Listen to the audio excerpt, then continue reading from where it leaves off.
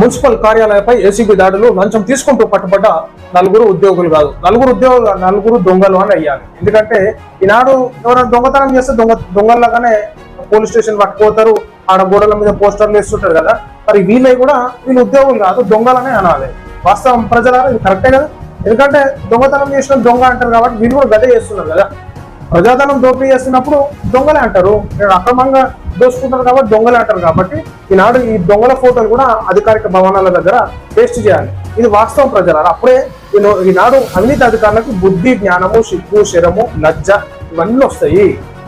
ఈనాడు దొంగతనం చేసినోడు ఆర్థికంగా బాగాలేకనో కడుపు తిప్పలకు ఏదో ఆ దొంగతనం చేస్తే దొంగ అని ముద్రేస్తారు, అని ఫోటోలు అక్క పెడతారు పోలీస్ స్టేషన్ల కాడ. మరి వీళ్ళు ఏం కక్క పెట్టొద్దు, కక్క పెట్టాలి కదా.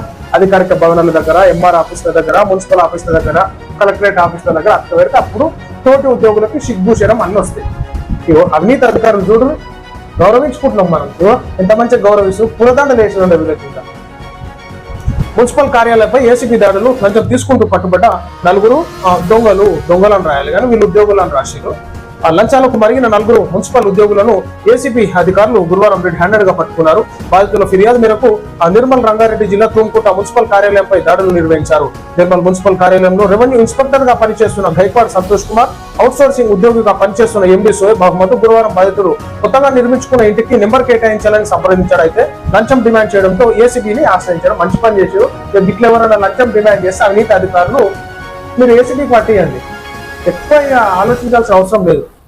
అయితే లంచం డిమాండ్ చేయడంతో ఏసీబీని ఆశ్రయించారు. దీంతో అధికారులు వ్యూహం ప్రకారం బాధితుడి నుంచి 6,000 లంచం తీసుకుంటున్న ఇద్దరిని పట్టుకున్న కేసు నమోదు చేశారు. ఆ విధుల్లో అవినీతి అక్రమాలకు పాల్పడినందుకు ఇద్దరిని కరీంనగర్ ఏసీబీ కోర్టులో హాజరుపరచామని ఏసీబీ అధికారులు తెలిపారు. మరి ఆ రంగారెడ్డి జిల్లా తుంకుట మున్సిపల్ పరిధిలోని షామీర్పేట వార్డు కార్యాలయంలో bill collector K Ramareddy, computer operator A Shravan 20,000 లంచం తీసుకుంటూ ఏసీబీకి చిక్కారు.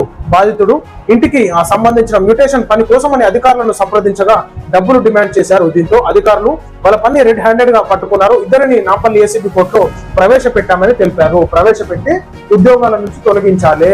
నేను చెప్తున్నాను, ఇదే పని చేయర్రి. ఏసీబీ అధికారులకు మీకు దండం పెట్టి చెప్తున్నాను. పేద ప్రజలను ఫీడ్స్ గా తింటున్నారు. ఇష్టం వచ్చినట్టు పర్మిషన్లు ఇచ్చుడు, ఎట్ల పర్మిషన్లు, షెడ్డు కట్టుడు, అక్రమ సెల్లార్లు నిర్మించుడు, అక్రమ బిల్డింగ్లు నిర్మించుడు, రాష్ట్ర ప్రభుత్వానికి గడ్డి కొట్టుడు, వీళ్ళ జేబులు చెప్తుడు. ఇది ఉద్దారకం వీళ్ళు చేసేది.